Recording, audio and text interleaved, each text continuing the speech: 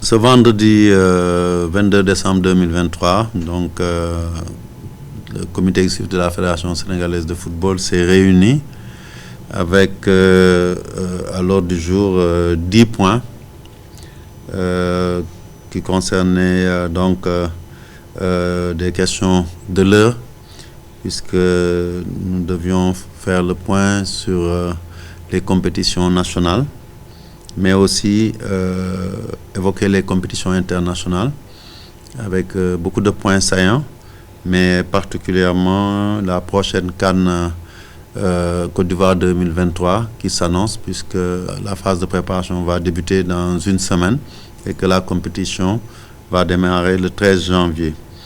Et donc, concernant ces points de l'ordre du jour, les deux premiers points concernaient donc l'adoption du PV de la réunion du COMEX du 10 août 2023.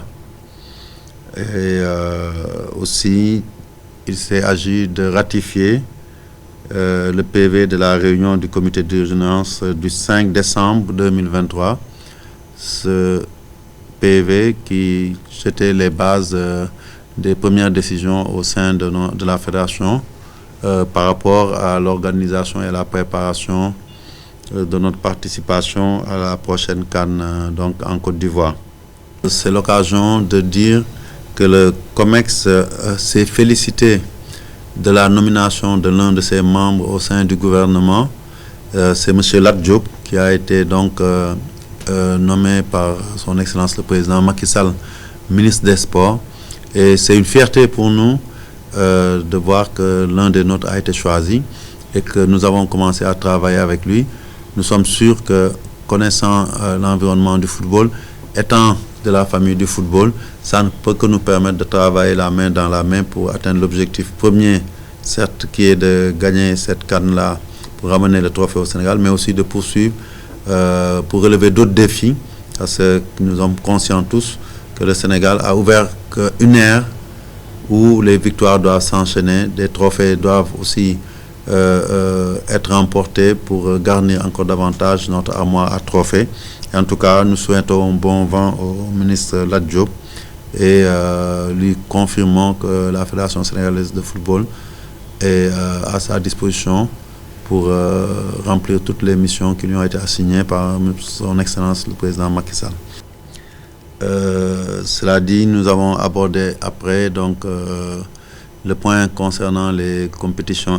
Et à ce niveau-là, nous avons passé en revue le début de la saison et pour constater avec satisfaction que les compétitions se déroulaient régulièrement. Il faut juste retenir que globalement, l'ensemble des équipes sont en train de jouer. Il reste juste à lancer les compétitions, notamment de petites catégories, et les ligues régionales se sont engagés à les démarrer très vite, puisque effectivement les subventions de démarrage qui sont prévues à cet effet ont été libérées par la fédération et bien reçues par les ligues. Et nous avons évoqué aussi les voies et moyens à prendre pour faire en sorte que dans certaines ligues comme celle notamment de Dakar, que pour le football jeune, on ait plus de compétition. Et un comité a été chargé en relation avec les responsables de la Ligue de Dakar à travailler sur des schémas d'organisation de ces compétitions qui permettent à tous les clubs qui évoluent à Dakar de pouvoir jouer le maximum de matchs dans les championnats jeunes, mais aussi que ça soit le cas aussi dans les ligues, les 13 autres ligues du Sénégal, parce que on sait que nous faisons focus sur la petite catégorie qui nous a certes donné beaucoup de satisfaction, mais où nous devons redoubler d'efforts pour pouvoir atteindre nos objectifs. Et dans le cadre de ces compétitions aussi, on a évoqué donc le football scolaire qui continue à dérouler son programme dans le cadre du projet Football for School initié par la FIFA. Et nous avons des points de satisfaction à ce niveau-là. Et bien entendu, nous allons vers la CAN et nous espérons pouvoir tenir toutes les dates pour que les compétitions n'accusent pas de retard, étant précisé que les Pour ce qui concerne la Coupe du Sénégal aussi, le compte à rebours est lancé. Les préliminaires vont bientôt démarrer et finiront en février, avant l'entrée en lice des équipes de l'élite. Et tout ça nous permettra, on l'espère, de terminer à bonne date cette saison. Le troisième point important que nous avons abordé, c'est les compétitions internationales, dont la particularité ces dernières années, c'est leur densité et leur fréquence, parce que justement, à force de travail et d'efforts, aujourd'hui, toutes nos équipes sont présentes au niveau international. Donc nous avons eu à faire l'évaluation de la Coupe du Monde U17 qui vient de se terminer donc, en Indonésie, avec certes des points de satisfaction, mais aussi on a pu évaluer tout ce qui s'est passé là-bas en disant qu'aujourd'hui, il nous faut poursuivre parce que cette génération va constituer l'équipe U20, mais aussi tirer les enseignements qui nous permettent de pouvoir obtenir les mêmes résultats, sinon mieux, pour les prochaines éditions de CAN de jeunes. À ce niveau-là aussi, tout le monde a salué l'investissement de la fédération qui a mis d'énormes moyens dans la préparation de cette équipe U17. Et je pense que c'est quelque chose qui est important, c'est la donne fondamentale dans le football sénégalais aujourd'hui, c'est l'investissement en termes de moyens que la fédération a mis en place pour pouvoir rehausser le niveau de toutes ces équipes, mais aussi garder une régularité dans les performances qui nous donnent satisfaction. Les autres points qui ont été évoqués aussi, ce sont les éliminatoires de la Coupe du Monde pour les équipes U20. Et là, il faut saluer le fait que cette équipe U20 est en train de nous donner satisfaction. Elles ont passé plusieurs tours et vont aborder le quatrième. Et nous espérons qu'au bout, elles pourront décrocher pour la première fois une qualification historique à la Coupe du Monde. Même si l'adversité est forte, puisque c'est le Ghana, nous pensons pouvoir nous donner les moyens avec une bonne préparation et avec une bonne génération qui est en gestation, de créer la surprise, et on va jouer à fond cette qualif-là sans aucun complexe. Il en est de même pour l'équipe U17 dames qui va entrer en lice aussi en janvier pour commencer ces éliminatoires de Coupe du Monde. Et c'est une catégorie pour nous charnière importante et nous allons aussi mettre les moyens. Elles vont rentrer en regroupement très rapidement après le week-end de Noël et ne sortiront pas jusqu'à janvier, le 13 janvier exactement, où elles joueront leur premier match aller en éliminatoire. Donc nous avons aussi parlé des éliminatoires de la CAN féminine 2024.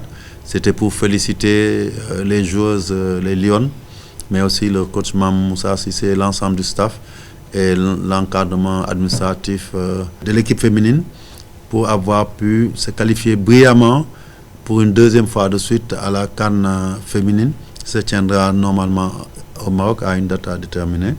Mais ce qui est important, c'est qu'on voit les avancées notables dans la progression de cette équipe féminine et on espère pouvoir leur donner les moyens à travers beaucoup de matchs amicaux, mais aussi à travers des sessions de regroupement périodiques, de pouvoir briller à nouveau à la CAN et pourquoi pas franchir l'étape des quarts de finale qui a été l'étape atteinte lors de la dernière édition. Nous avons aussi, bien entendu, évoqué la préparation de la CAN Côte d'Ivoire 2023. Pour tous les membres du COMEX, c'est la CAN la plus importante parce que celle-ci est la CAN après le sacre en 2019 au Cameroun. Nous allons en Côte d'Ivoire avec l'ambition de conserver notre trophée, mais en sachant que nous serons très attendus par toutes les 23 nations qui seront là-bas parce que nous serons l'équipe à abattre. Mais comme on l'a dit, nous avons pris l'habitude de bien nous préparer et nous avons passé en revue l'ensemble des aspects liés aux préparatifs, et nous avons aussi rendu compte au COMEX des réunions que nous avons tenues avec l'autorité de tutelle, le ministre des Sports et son équipe, puisque aujourd'hui, ce qu'il est important de retenir, c'est que c'est une cellule mixte, un comité de suivi ministère, fédération, qui va être à l'œuvre pour pouvoir réussir cette mission importante de conservation de notre trophée continental. Et je pense que nous avons, comme je l'ai dit, abordé toutes les questions qui aujourd'hui feront que nous pourrons avoir une campagne réussie. On le sait, ce qu'il faut retenir, c'est que l'équipe va commencer sa préparation ici à Dakar le 30 décembre 2023. À la fin de la préparation, nous aurons normalement un match amical contre le Niger, ici à Dakar. Nous souhaitons en tout cas que ça soit une occasion aussi pour les Lions de dire au revoir au public, et nous espérons que le public viendra nombreux pour pousser ces Lions vers la victoire. Et nous partirons normalement le lendemain du match après avoir reçu des mains du président Macky Sall le drapeau national, et aussi avoir écouté son discours qui nous permettra bien entendu de pouvoir vraiment galvaniser nos joueurs et l'ensemble de la délégation afin qu'ils puissent rééditer la prouesse qu'ils ont faite il y a 2 ans au Cameroun. Donc je pense qu'à ce niveau-là aussi, il faut retenir que tous les aspects sont maîtrisés. Le transport aérien, certainement, nous solliciterons encore une fois la compagnie nationale Air Sénégal pour un vol direct sur Yamoussoukro le 9 janvier. Et aussi, nous avons pris toutes les dispositions sur place. Nous sommes en train de les prendre avec le ministère pour bloquer les hôtels où logeront. Pour ce qui concerne les Lions, ça pose pas de problème. Et la délégation officielle, la CAF leur a choisi un hôtel qu'on a visité, qu'on est même en train de brander aux couleurs du Sénégal, parce qu'une entreprise a été choisie pour ça. Après, pour le reste des autres délégations, c'est-à-dire les délégations étatiques et fédérales, des démarches ont été faites pour pouvoir leur réserver des hôtels, et nous prendrons aussi en charge tous les aspects liés au séjour sur place. Mais aussi, avec le ministère, nous sommes en train d'évaluer les besoins en ticketing, en tickets de stade, pour que tous les Sénégalais qui seront là puissent venir supporter lors de ces 3 matchs du premier groupe, qui seront des matchs très importants, les Lions, et les pousser vers la victoire. Donc, je pense aussi que, toujours sur ce chapitre-là, nous aurons besoin quelque part de l'appui des Sénégalais, et il est important, comme le comité exécutif l'a noté, de lancer un appel vivant aux supporters sénégalais pour que tous se réunissent encore autour du Manko Wouti Ndamli, afin qu'au soir du 11 février, le Sénégal puisse triompher à nouveau. On sait que nos joueurs ont acquis l'expérience, ils ont le vécu commun, ils ont aujourd'hui un niveau de compétitivité qui peut nous permettre d'espérer ramener le trophée. Mais on y va aussi avec humilité, parce que je pense qu'il est important de respecter nos adversaires, et il est important aussi d'y aller en étant humble, afin de pouvoir atteindre étape après étape nos objectifs. Le premier étant bien entendu de sortir d'un groupe qui n'est pas des plus simples, mais nous sommes persuadés que nos Lions, dans la lignée des performances qu'ils ont réalisées ces derniers temps, pourront se sortir de ce groupe afin d'engager la phase d'élimination directe. Donc voilà globalement ce qui a été évoqué pour ce qui concerne cette CAN 2023 de Côte d'Ivoire. Nous avons évoqué aussi, bien entendu, puisque l'actualité au niveau international est très chargée, les préparatifs de la Coupe du Monde de beach soccer. Au moment où on vous parle, l'équipe nationale de beach soccer vient de finir 3 matchs victorieux de préparation en Iran, ce qui fait à peu près une quinzaine de matchs qu'ils ont joués depuis plus d'1 an. Nous avons travaillé aussi à nous donner les chances d'être performants, parce qu'il faut savoir que aujourd'hui, le leitmotiv de la fédération, en tout cas du comité, c'est de toujours désormais participer pour essayer d'aller au bout. Nous avons eu à jouer des demi-finales il y a un peu plus de 2 ans, donc en Russie avec cette équipe des Bissau, ce qui a été une première. Et nous avons envie de découvrir la finale de la Coupe du Monde de Beach Soccer avec cette équipe expérimentée et talentueuse. Et nous avons pu bénéficier, dans le cadre de la coopération avec la Fédération française, des services d'un technicien de haut niveau en beach soccer qui s'appelle Claude Barabé et qui est avec nous depuis 2 semaines et qui va travailler à accompagner le staff technique du coach Mamoudou Diallo pour rendre l'équipe plus performante afin d'atteindre cet objectif de jouer la finale et pourquoi pas, si l'occasion se présente, gagner une première Coupe du Monde de beach soccer après avoir trusté et gagné quand même une demi-douzaine de trophées continentaux depuis une dizaine d'années.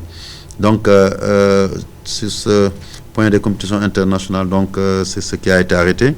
Nous avons passé en revue un peu les chantiers et travaux de la Fédération sénégalaise de football, des chantiers qui sont réalisés soit par la Fédération elle-même, exclusivement sur fonds propres, soit dans le cadre du programme FIFA Forward.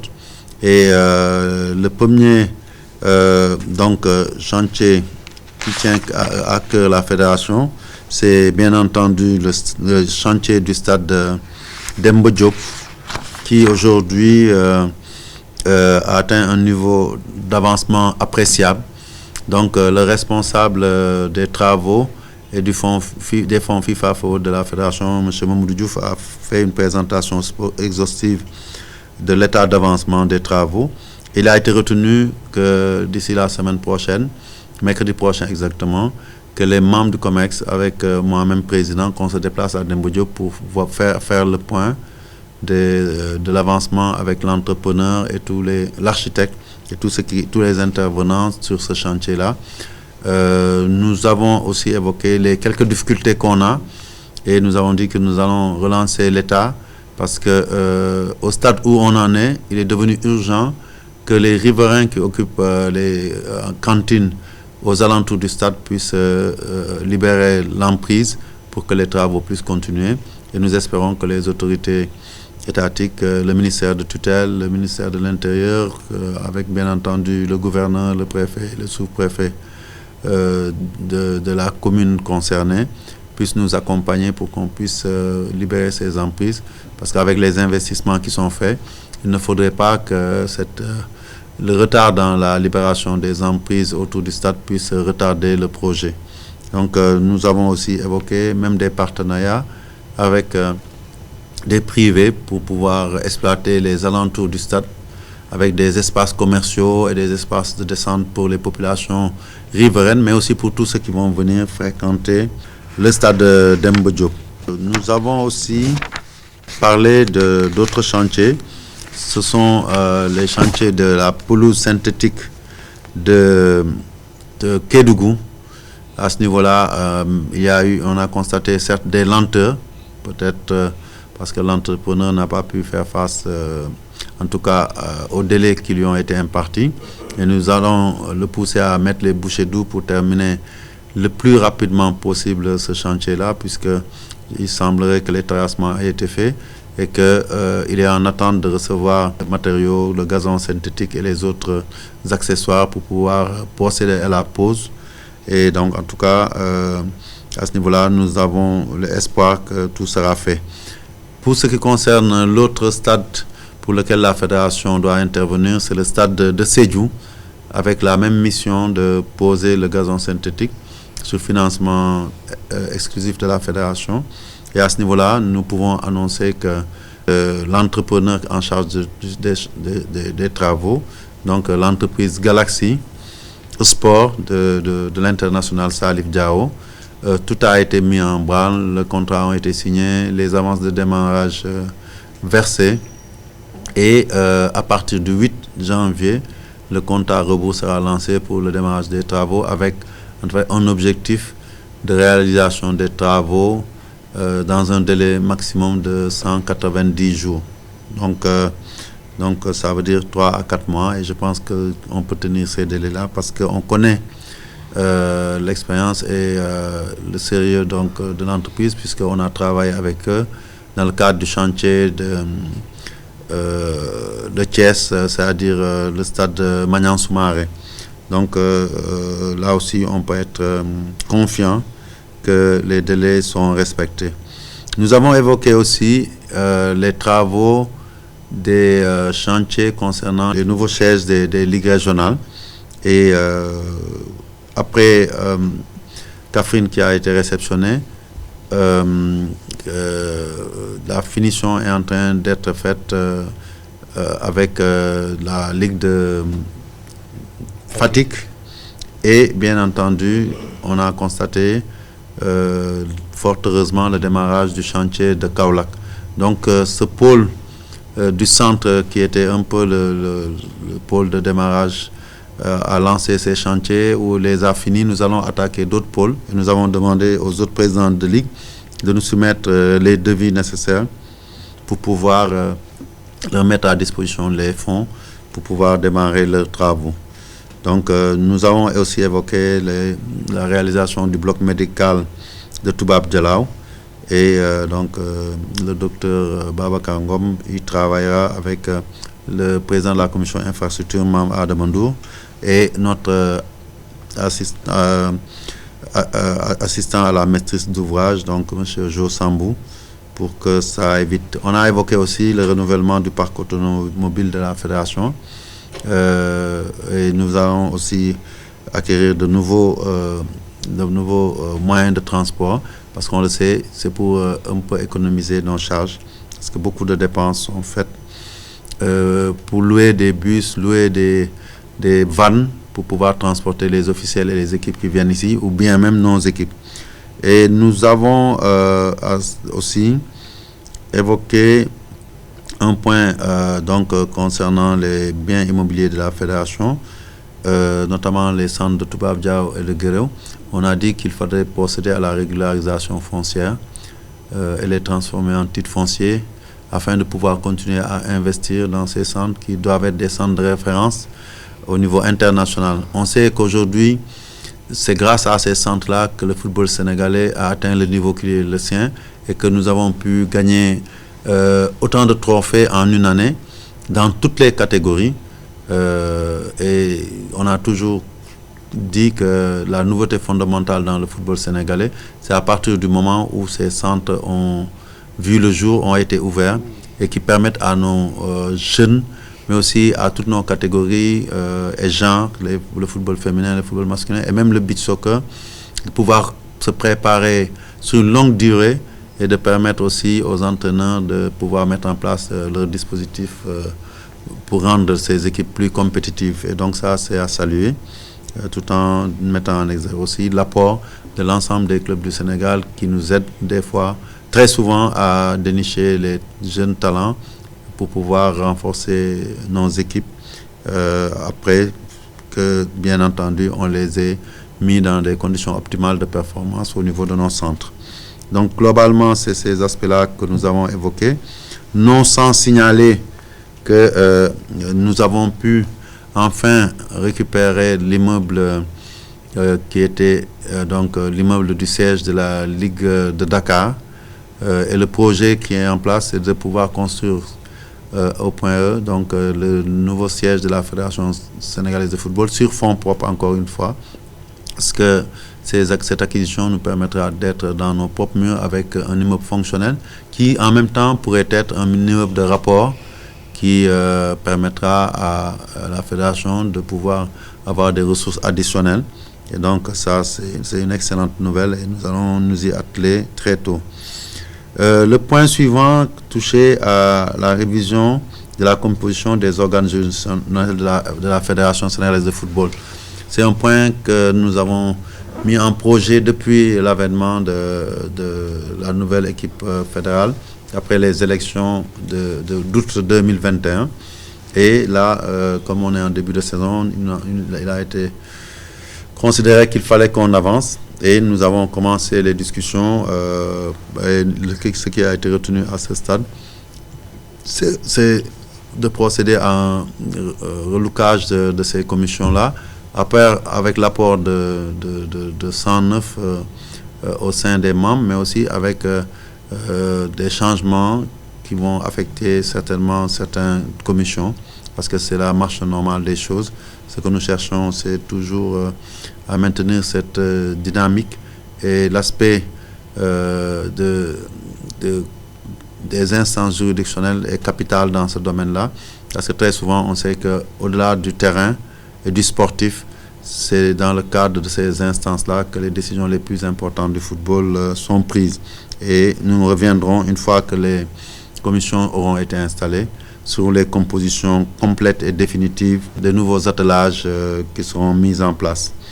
Nous avons aussi évoqué quelques mesures de réorganisation administrative.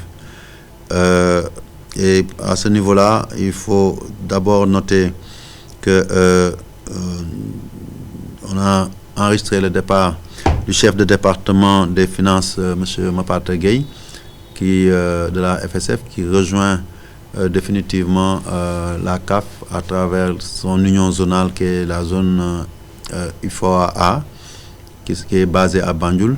Il y occupera le poste de directeur exécutif, et unanimement le COMEX, les membres du COMEX ont salué son apport inestimable dans la santé financière de notre football, mais aussi le travail qu'il a abattu pendant les 4 ans où il a eu à diriger ce département des finances de la fédération, au point qu'on ait pu atteindre les résultats qui sont les nôtres dans la gestion financière. Et mandat a été donné, bien entendu, au président de la fédération de procéder dans les meilleurs délais au recrutement de son remplaçant, pour que notre niveau de management financier puisse être maintenu, voire amélioré. Et cela, je pense que c'est quelque chose de capital. Et nous avons aussi évoqué, pour le confirmer, la situation du secrétaire général adjoint, M. Mamadou Diouf.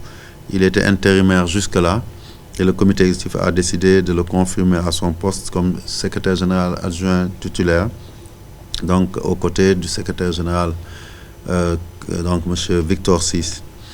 Nous avons aussi noté un autre départ, celui d'un ancien, M. Moussa Fall, qui part définitivement à la retraite. Et donc nous avons tenu à le remercier aussi, comme on l'a fait avec M. Mapate Gueye, l'ex-directeur financier, parce que M. Moussa Fall est dans la fédération depuis les années 80. Donc, et aujourd'hui, c'est presque après un peu moins de 50 ans de travail au sein de la fédération qu'il va prendre du recul pour aller se reposer. Et nous avons tenu aussi à lui rendre hommage au nom de l'ensemble du comité exécutif.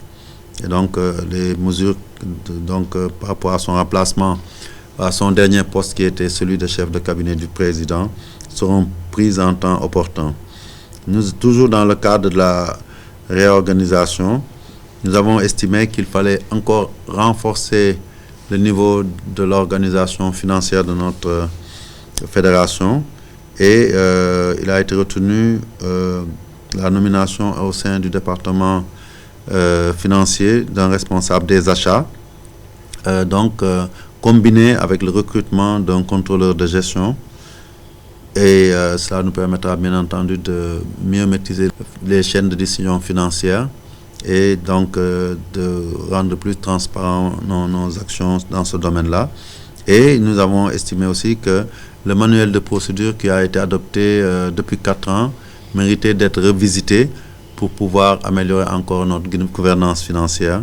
Et pour cela aussi, la commission juridique a été activée avec la commission finance pour pouvoir nous soumettre des propositions.